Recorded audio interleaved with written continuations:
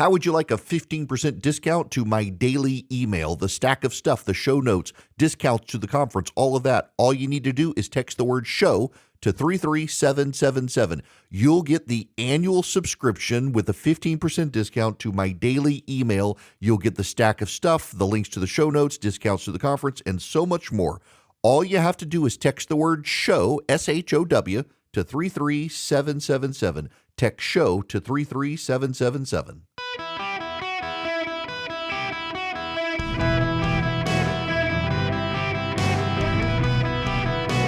Welcome to the Eric Erickson Show podcast, Hour 2. Greetings, conversationalists. Welcome. It is Eric Erickson here across the United States. The phone number is 877-973-7425. Should you wish to be on the program, we're looking at this massive storm making landfall down in Jamaica. It's a really big Cat 5 storm.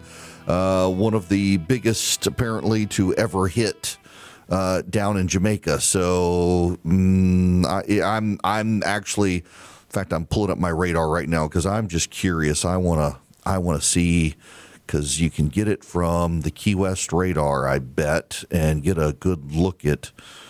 It's outside the. I'm intrigued by just the strength of the storm.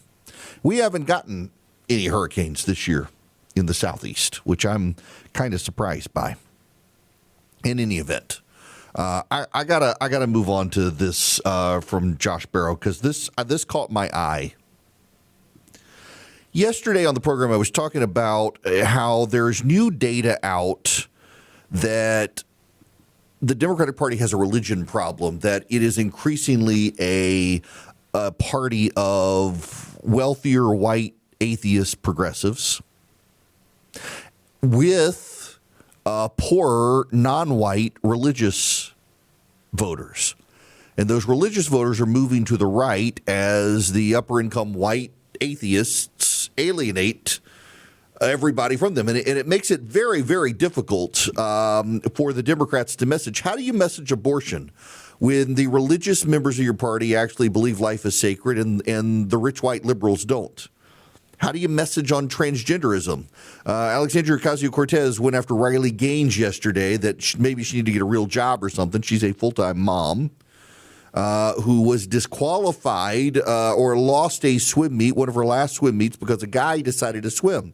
And AOC, who has no children of her own, can't understand why it's such a big deal to so many young women who they're in sports, and suddenly a guy comes along, changes his name to a female name, claims to be a female, and beats them all. The Democrats are out of touch. And now there is this from Gallup. 36% of Democrats say they are proud of their country. 36% of Democrats in 2025 say they're proud to be Americans. Even when Joe Biden was president of the United States, the Republican Party was above 85%. In fact, the Republican Party during George W. Bush, during Barack Obama, it never fell below 90%. It's right now at 92% for the GOP. Independent voters have trickled down to 53%.